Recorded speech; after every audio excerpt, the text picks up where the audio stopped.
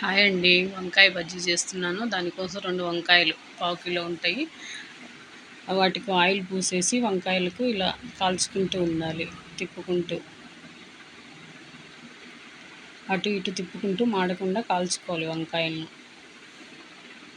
ఇది తీసి పక్కన పెట్టేసి టమాటో 5 పచ్చిమిర్చి కూడా ఇది జాలిగంట ఉంటుంది కదా, అందులో వేసేసి ఇలా తిప్పుకుంటూ కాల్చుకోవాలి. అవన్నీ తీసి పక్కన పెట్టేసి అవి చల్లారిన తర్వాత పై తొక్కంతా తీసేసి వంకాయలకు టమాటోకు మొత్తం అలా తీసేసుకోవాలి నీట్గా.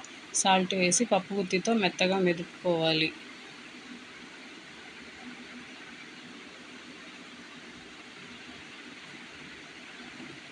తర్వాత ఆయిల్ వేసేసుకొని జీలకర్ర, ఉల్లిపాయలు, కరివేపాకు వేసి బాగా వేగనిచ్చాలి. వేగిన తర్వాత వంకాయ బజ్జీలు వేసి కలుపు.